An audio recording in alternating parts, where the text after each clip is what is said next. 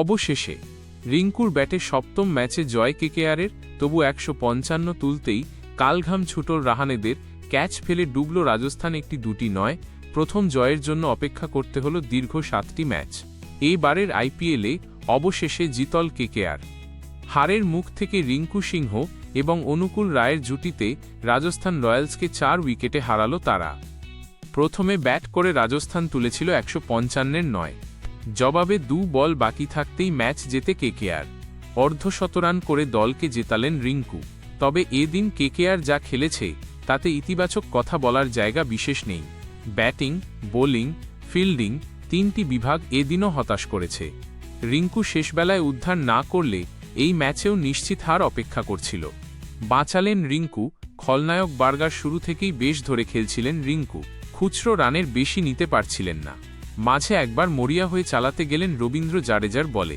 Short থার্ডম্যানে থাকা Nandre burger সহজতম ক্যাচটি ফসকালেন। এই ধৈর্যই শেষ পর্যন্ত টিকিয়ে রাখল রিঙ্কুকে। এবারের আইপিএলে একটি ম্যাচেও বলার মতো খেলতে পারেননি তিনি। এদিনও দলের বিপদের সময় তাকে নামানো হয়েছে ৭-এ। সেখান থেকেও দলকে জিতিয়ে দিলেন তিনি। অর্ধশতরান করলেন। ৩৪ বলে ৫৩ রানের ইনিংসে রয়েছে ৫টি ৪ এবং ২টি ৬। কেকেআরের জয় অপূর্ণ থেকে যাবে অনুকূলের অবদানের কথা না বললে। রিঙ্কুর পাশে দাঁড়িয়ে তিনি ১৬ বলে ২৯ রানের ইনিংস না খেললে কেকেআরের পক্ষে ম্যাচ জেতা কার্যত অসম্ভব ছিল।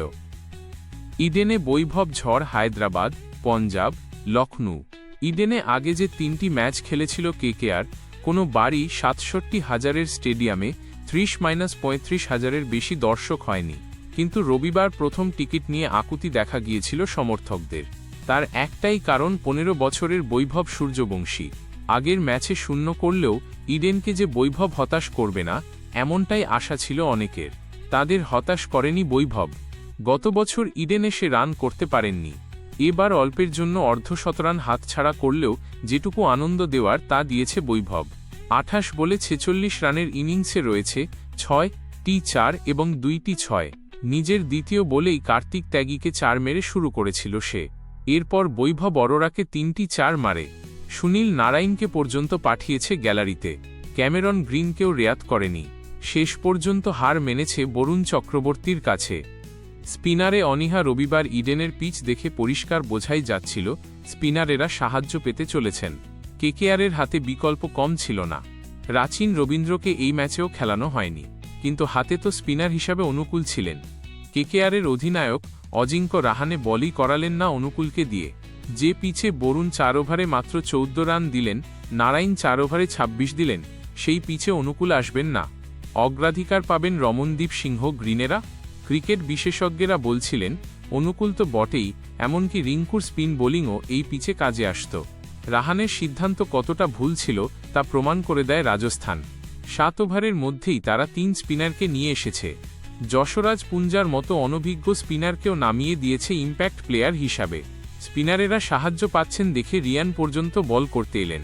প্রথম ক্রিকেট খেলতে নামা কেউও অনায়াসে এই পিচে স্পিনারদের গুরুত্ব বুঝতে পারেন না শুধু রাহানে।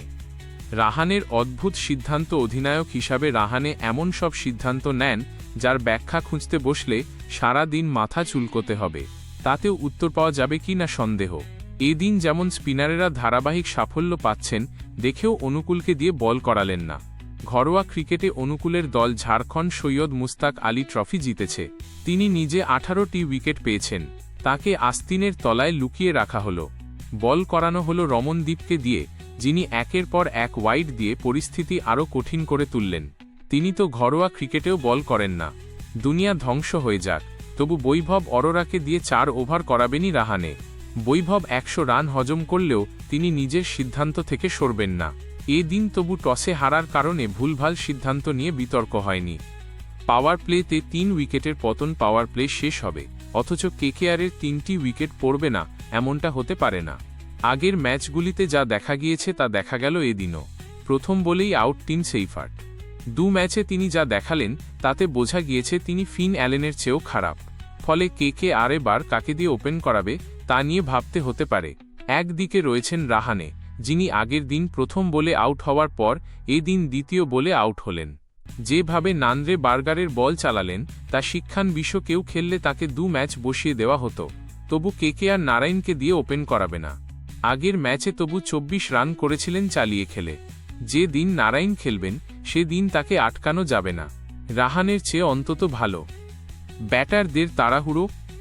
156 রান যেখানে দরকার সেখানে তাড়াহুড়ো করার কোনো মানেই হয় না।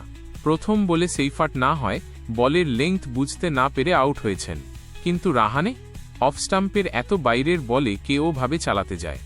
গ্রিন ক্রিজ ছেড়ে এতটাই বেরিয়ে খেলছিলেন যে রবি বিষ্ণইয়ের লেগ স্টাম্পের বাইরে করা বলের নাগালই পেলেন না।